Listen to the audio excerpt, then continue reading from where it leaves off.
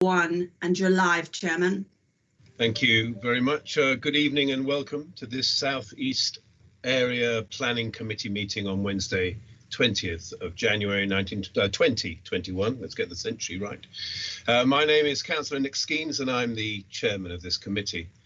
This meeting is held under new regulations which came into effect on the 4th of April in response to the COVID-19 situation, and there are just a few housekeeping issues to run through. First of all, please could I ask everyone present in this meeting to ensure your camera remains on where broadband permits and your microphone remains muted when not addressing the committee. This will reduce background noises and avoid any unintentional disturbances. This meeting will be hosted remotely via conferencing software. This allows members of the public to virtually attend the meeting whilst being able to protect themselves and others and observe the government's lockdown measures. We are streaming this meeting live as well as recording, and by being present in the meeting, you are giving your consent to being recorded. Members and officers, during each item, please use the hands up function of the meeting to indicate if you wish to speak. I will then invite you at the appropriate time. Members are reminded that apart from points of order or indicating that you have to leave the meeting, the chat function should not be used for questions or any other purpose. When speaking and referring to agenda papers, please ensure you reference a page or paragraph number and keep your contributions as clear and concise as possible. When invited to speak, please ensure you turn on the microphone. Now, if I may ask officers taking part in the meeting to introduce themselves, starting with Mr. Lee. Good evening, members. I am Matthew Lee, Lead Specialist Place and Chief Planning Officer at Mundon District Council. Thank you. Michael Johnson. Good evening, members. Michael Johnson, Lead Specialist Development Management. Thank you. Hannah Dungate. Good evening, members. Hannah Dungate, Planning Specialist from Development Management. Thank you. Derek Lawrence. Good evening, members. My name is Derek Lawrence. I'm the Interim Senior Specialist Coordinator for Development Management. Bernard Casey. Thank you. Good evening, members. Brenda Casey, clerk to this evening's committee. Thank you very much. Are there any other officers present? That sounds like a no. So before I call on the clerk to make the roll call of committee members, can I ask those councillors in attendance to introduce themselves, please? Good evening, everyone. Chrissy Morris in tonight. Thank you. Anybody else? Take that as a no. Bernard, can you please now carry out a roll call of members to confirm who is in attendance? Thank you. Yes, Chairman. Thank you. Members, I will call your names in alphabetical order, starting with Councillor Bassinger. You're muted. I'm muted. Of course I am. Good evening, Bernard. I'm present. Thank you. Thank you. Councillor Beale. Present. Good evening, everyone. Thank you. Councillor Bell. Good evening, everyone. Present. Councillor Boyce. Here. Thank you. Councillor Channer. Yes, I'm here. Thank you, Bernard, and good evening, everyone. Thank you. Councillor Helm. Present. Good evening, everybody. Thank you. Councillor Hull. Present. Good evening, everybody. Councillor Skeens. Yes, I'm here. Hi. Thank you. Councillor Stamp. Yeah, good evening, Bernard, members, officers. I'm here. Thank you very much. Thank you, Chairman. Thank you very much. Yes, members, please be advised that we have one public participant in this meeting this evening, and I will call on them to speak at the appropriate time. And now item 2, and apologies for absence. May I have the apologies for absence, please, Bernard? Thank you, Chairman. We've received apologies for absence from Councillor Dewick. Thank you very much. Okay, item 3, minutes from the 28th of October 2020. It is recommended that the minutes of the meeting held on the 28th of October 2020, found on pages 7 to 12, are approved as a true and accurate record. I so move. If you wish to second that motion, please turn on your video and unmute your microphone and state your name now, please. Anybody going to second? Second that, Councillor Helm. Thank you, Councillor Helm. If any member wishes to raise any matter of accuracy, please use the hands up function to indicate, and I will invite you to speak. Bernard, have you seen any other member indicating a wish to speak? You're muted, Bernard.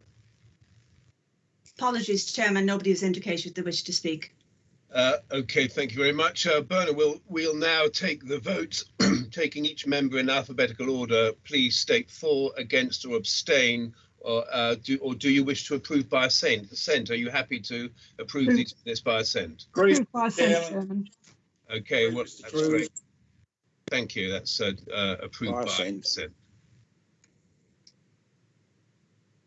Okay, so number 4 is declarations of interest to disclose the existence and nature of any disclosable pecuniary interests, other pecuniary interests, or non-pecuniary interests relating to items of business on the agenda, having regard to paragraphs 6 to 8, inclusive of the Code of Conduct for members.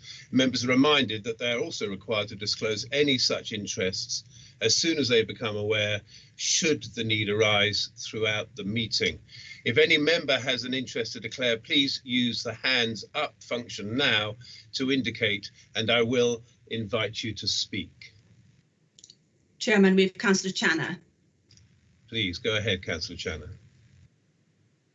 Thank you, Chairman. My normal declaration, I must declare non-pecuniary interest as I'm also a member of Essex County Council, which is consulted on planning applications regarding issues that are in their remit, such as highways, access, education, and a number of other matters, Chairman. So anything that they'd be consulted on and respond to, should they choose to, I declare the non-pecuniary interest.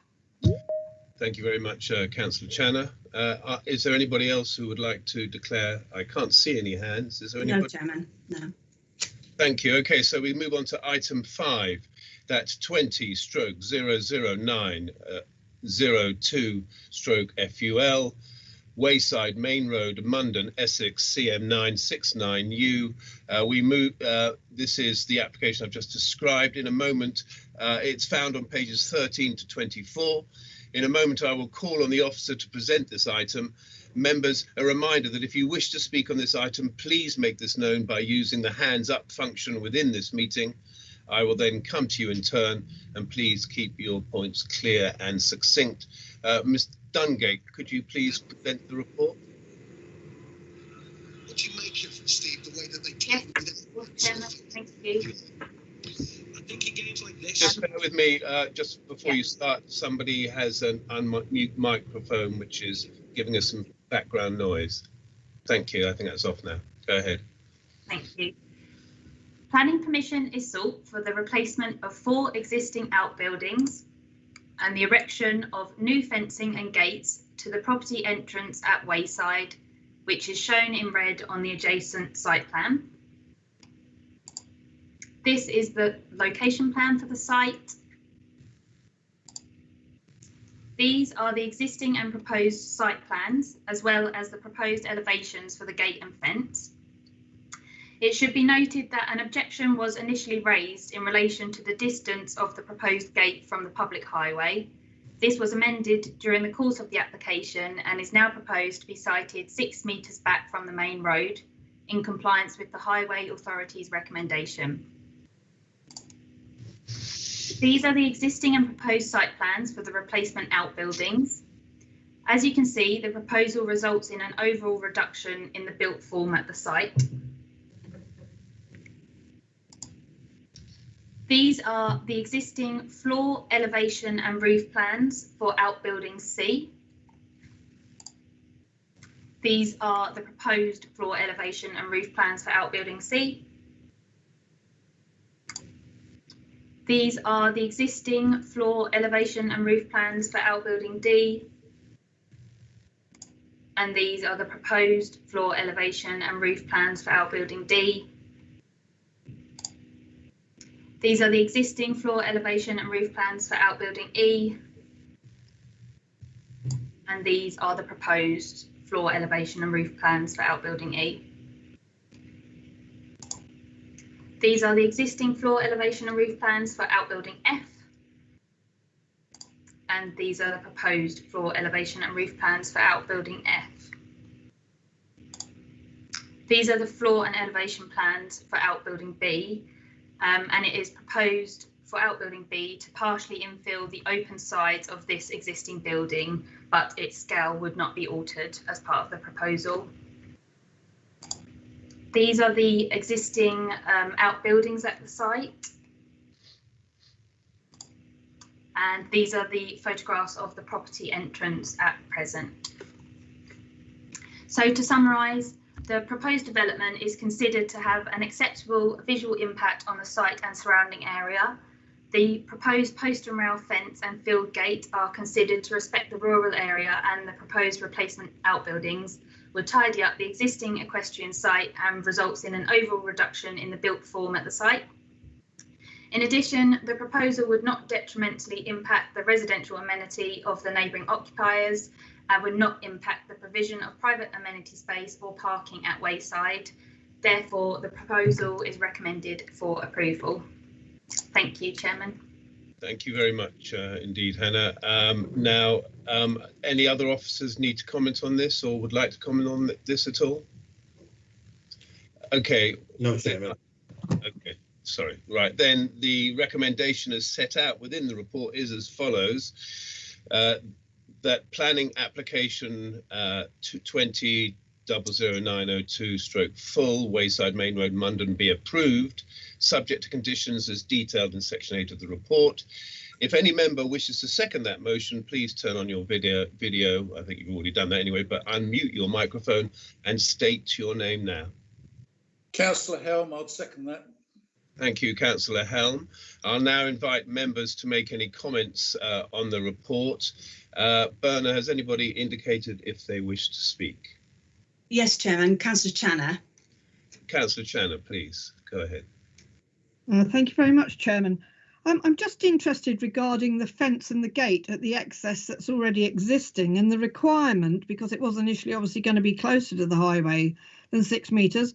What height of gate are we talking about? Because there's obviously, it must be that which is outside permitted development then. I wasn't clear from the report of the height of the proposed fence or the height of the gate. I can answer that, Chairman. Please go ahead. Yeah, the fence is 1.2 metres in height and the gates are 1.6 metres in height. So permitted development, anything above 1 metre in height would require planning permission adjacent to a highway. And is that an absolute requirement from the Highways Authority to go 6 metres back? Yes, it's to stop any car or vehicle entering the site overhanging the highway as they turn into the site. So it is always a requirement whenever I have come across it that they request that the gates are pushed back within the site by 6 metres, as that's the general depth or measurement of the car or vehicle, so it doesn't overhang the highway. Okay, I suppose I don't see so much difference between an open gate and an open entrance. You could have the same difference, I guess. I suppose they're thinking of if a gate shut. That's why I just make that inquiry, because the entrance is there. If a car's coming in, it must only be in terms of if a gate's closed. But if you're wanting to turn in, I would imagine the gate would be open. It's just I asked that, and regarding the permitted developments, thank you. Yes, I mean, I think the point is that the gates are likely to be closed as often as they're open, and you don't want that situation when a car turning in has its rear end, as it were, sticking out in the traffic. And it also, I guess, makes it a bit safer if a number of cars are coming out onto the highway. I don't personally, first of all, is there anybody else who'd like to speak on this? Councillor Stamp, I think, is next. Is that correct?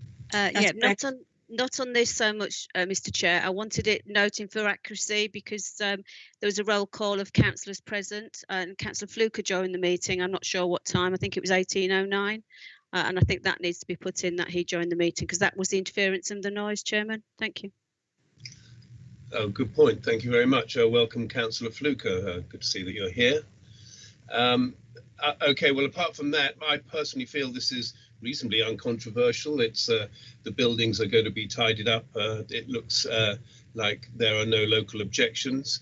So I'm thinking that we might go to the vote unless anybody else wants to speak. Is there anybody else? Or would you like to agree by assent? By assent, Mr. Chairman. Okay, well, let me know if you agree then, please. Agreed. Agreed. Agreed. Agreed. All right, thank you. That's agreed and approved. Now on to the next item, which is item 6, planning application 20/01145/full, land adjacent Springwood, Rectory Lane, Latchingdon, found on pages 25 to 44.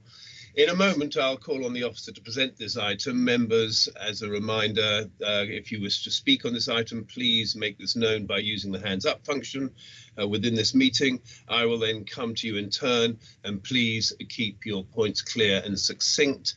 Ms. Dungate, please present the report. Yes, thank you, Chairman.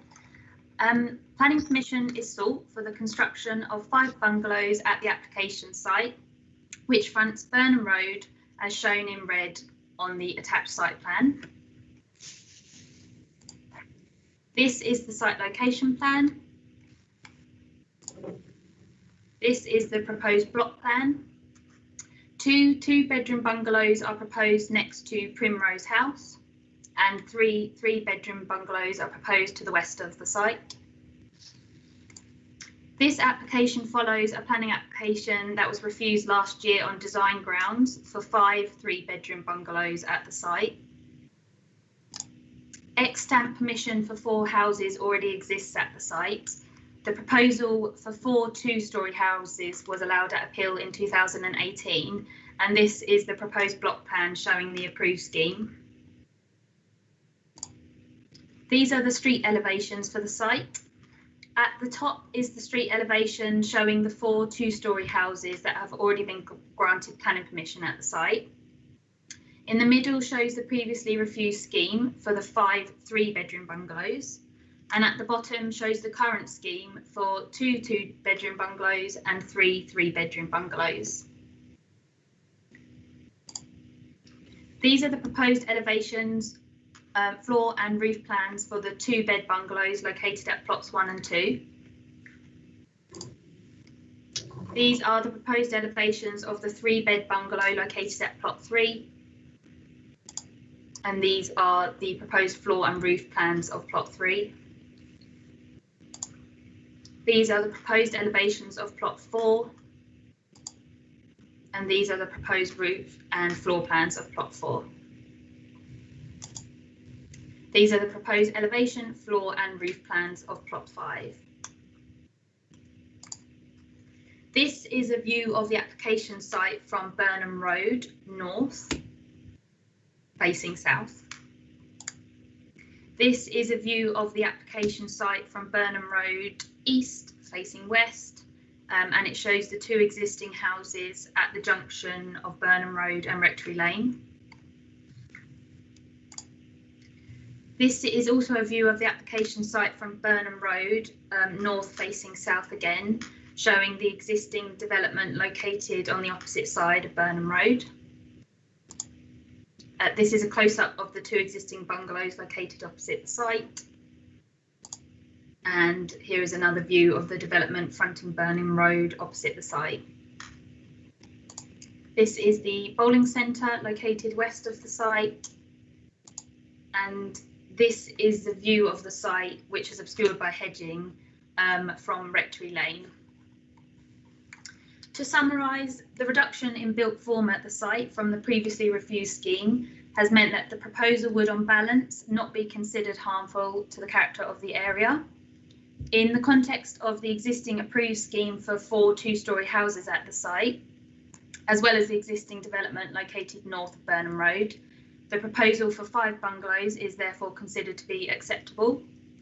The proposal would contribute to the identified need for smaller houses in the area, given the reduction of 2 of the bungalows to 2-bed properties, and taking into account the planning permission for 4 4-bedroom dwellings at the site. The proposal would better the overall supply of smaller homes in this location. Thank you. Thank you, Hannah. We have one public participant for this planning application in line with the public participation scheme. I now invite the agent, Mr. Russell Ford, to read out his submission. And may I remind you, please, Mr. Ford, that you are allocated 2 minutes only for public speaking in accordance with this scheme. Thank you, Chairman. Can you hear me? I can hear you. I think we all can. Then I'll begin. There is extant planning permission in place for 4 two-storey houses with garages on this site. On reflection, we felt that the development would key better into both local character and local need if it consisted of smaller properties that were single-storey. Hence, in 2020, we proposed 5 single-storey dwellings. Comparative street elevations clearly showed the lesser impact of the bungalow scheme compared with the 2-storey scheme. The parish council supported the proposal. It was therefore with some bewilderment that planning permission was refused under delegated powers with alleged harm to rural character and appearance. Exiting Latchingdon towards Burnham, have you seen the developments in depth on the east side of Burnham Road? Our simple frontage scheme between 2 houses and the Jack Centre with mature roadside planting would have had considerably less impact than this. Nevertheless, we came back to the table with your officers and produced a scheme which reduced 2 of the bungalows in size, removed their attached garages, and also removed a detached double garage from the scheme. These revisions put the matter beyond reproach. To assist you, we have produced comparative street elevations. These show the approved 2-storey scheme, the refused bungalow scheme, and the current reduced bungalow scheme. The visual impact of the bungalow scheme is considerably less than the 2-storey development and would be a better fit to local housing need. It is a genuine win-win situation. The current application is recommended for approval. It has the support of both Latchingdon and Althorn Parish Councils. There are no third-party objections. Everyone agrees, and I hope that you will do too and grant planning permission tonight. Thank you. Thank you very much, Mr. Ford. And is there anybody, any other officer that cares to comment on the scheme before we go to the recommendation? I'll take that as a no.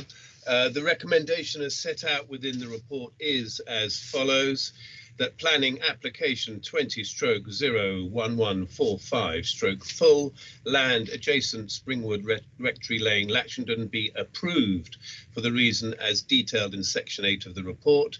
If any member wishes to second that motion, please turn on your video, unmute your microphone and state your name now. Councillor Helm, I'll second that. Thank you, Councillor Helm. I'll now invite members to make any comments on the report. Berna, has anybody? Yes, I see several people have. Yes.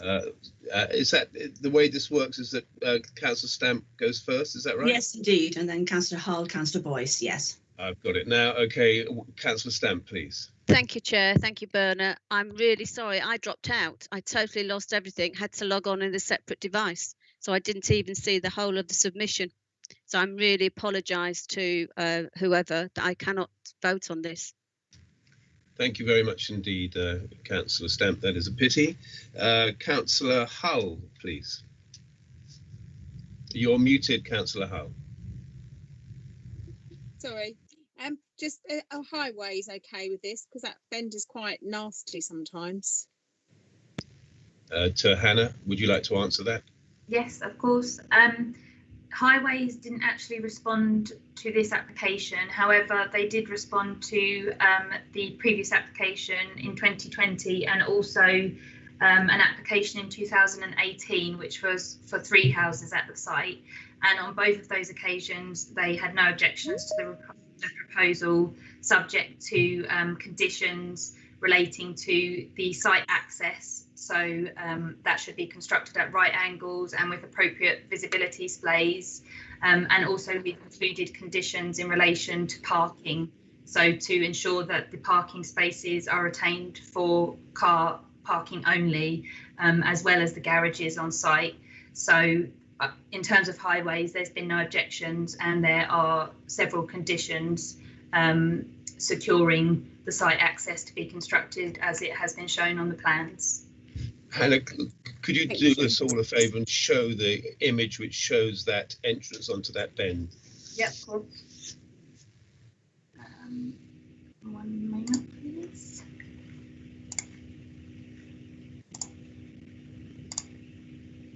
Is that the image you're after? Yes, it's a big, yes, I think that's so. Toward, right in the centre of the image is the it shows how the entrance is happening. Can everybody see that? Councillor Hull, is there anything else you want to add to your comment? No, that's fine, thank you. Okay, I'll now move. If you put your hand down, I'll go to Councillor Boyce next. We can return to the general images, please, Hannah. Thank you. Thank you, Chairman. The last photograph, I believe, that was shown is rather interesting. It shows a lot of water. Exactly. And if members are aware of the recent flooding, Latchingdon was one of those areas, and this area was one of those that were flooded. Now, the development itself, I've not got any real problems with, but I would like to know what extra work has been done to try and prevent and reduce the water from this development adding to this flooded area. The development opposite I've objected to in the past because of flooding, but that got passed because it allegedly had its own scheme to deal with the water. This, I would like reassurances that there is something in effect to prevent additional problems with flooding in Latchingdon. Thank you, Chairman. Thank you, Councillor Boyce. Hannah, can you help us with that? Yes, of course.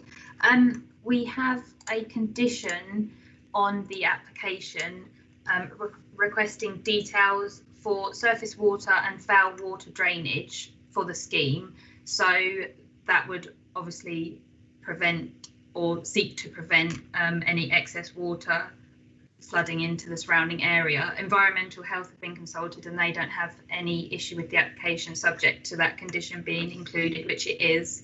I'm not sure if we can prevent obviously flooding to the wider area as part of this scheme.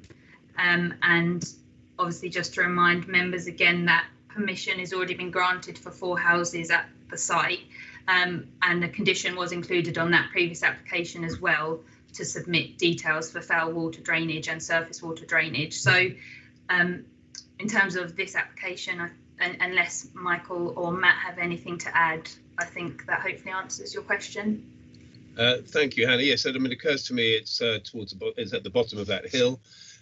And I don't know whether any other councillors before the officers come back have any evidence from the recent heavy rains that that particular site has been subject to flooding. Do any councillors aware? And if not, any other officer would care to comment on this? There isn't really anything much to say, councillor schemes. I think as Hannah set it out, there is extant planning permission for built form of all the different design of a similar type in terms of built area on the land. The access point is exactly the same. This is within the same development envelope as previously approved for 4 houses. So there isn't anything material that can be considered different to this scheme as to what can be built tomorrow if the developer so wished. Thank you, Michael Johnson. I saw Mark Bassinger's hand go up, then disappeared, so I'm assuming he doesn't want to speak. But Councillor Stamp has raised her hand. Councillor Stamp, would you like to go ahead?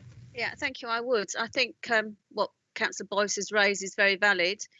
We all know that we've had a lot of flooding because we've had to, as a district council, we've had to house people who were flooded. Yes, I totally agree with what the officers have said, that it has got the planning permission, but we've also got a responsibility not to add to flooding without putting in mitigating circumstances. And I don't want to put words in Councillor Boyce's mouth, but I think he was actually alluding to that. We do have a responsibility. So if those conditions can be strengthened in any ways, I'd look for the officer's recommendation or support Mr. Lee or whoever to see if there is anything we can actually do. Because if we aren't going to make it stronger in the future, we are going to be evacuating and moving people from their homes because of flooding. Thank you. Thank you, Councillor Stamp. Mr. Lee, do you have anything else to add to that? I think Ms Dungate covered it quite well, but I just will obviously, Councillor Stamp, not Ms Stamp, sorry, Councillor Stamp had a direct question, so I will come back on that. As Councillor Boyce indicated in relation to the application site opposite, is necessity for an application to wash its own face, for want of a better phrase, and as decision makers, we're all aware that we're not able to shoulder an existing burden on a proposed development. This application has a condition that will require details to be submitted, and it will be a requirement through that process to ensure that the development of this site does not increase flooding off of this site. Won't create any flooding off this site through impact. So there'll be sustainable drainage, etc., required. So I think, to be honest, the condition is as robust as we can have it, because it will require details to be submitted, and it will be a requirement that it doesn't create any harm. We can't require anything above that through a condition or through the planning process. And as always, I wouldn't encourage conditions to get too descriptive at this stage, because we should be leaving it up to the applicant to come up with their solution that they see appropriate. If we don't consider it to be appropriate, the discharge condition would be refused. Thank you, Chairman. Thank you very much, Mr. Lee. And Councillor Bassinger, your hand is up. Thank you, Mr. Chairman. I would just like to say, and I can hear what Councillor Boyce is saying, and it's correct, but this historically has been an area which is generally had flooding, and that's mainly because of the water that's coming down Rectory Lane, which is a very steep hill. And I can't see that this development would really add to that. What seems to have been the general consensus at Latchingdon Parish Council is the fact that the ditches, which should be maintained by the people that own the fields, whether that's farmers, whoever, are not really cleared properly, and consequently the water itself is not running away in the way it used to. So I can only say that, you know, this isn't something new. This has been going on for years and years, and every time it rains, we get flooding on that corner. But that lane is always wet. The water border there's permanently water running down that lane. So I can only sort of, you know, reiterate that this is sort of a historical problem, and I'm not sure that the development would add anything to it in the way of preventing the water and causing any more flooding. That's all really. Thank you. Thank you, Councillor Bassinger. Councillor Helm, your hand is up. Thank you, Mr. Chairman. Rectory Lane has always been a problem since the wind farm traffic used all the HGVs, and they fill the ditches in to create passing places, and they haven't been reinstated. The ditches are all full up, like everywhere in the district. Until we get that alleviated, we won't be able to cure the flooding problem. Thank you. Yes, I think that's probably going to be a matter for Highways and Essex County Council. Councillor Ham, could you put your hand down as well, please, if you'd be so kind? OK, is there anybody else who would like to speak on this? I'll take that as a no. So, Berna, we can now take a vote, or do people wish to agree by assent? Is there anybody objecting, or are we happy to agree by assent? By assent, if we can, Mr. Chairman. I'm happy with assent. I'm happy with assent. All right, so yes, let's do that. Do we agree by assent? Agreed. Agreed. Agreed. Well, okay, then, in which case, Berna, I assume we all agree that that is approved. And we can now move on to the next item of business. which is any other items of business that the chair of the committee decides are urgent, and I have none.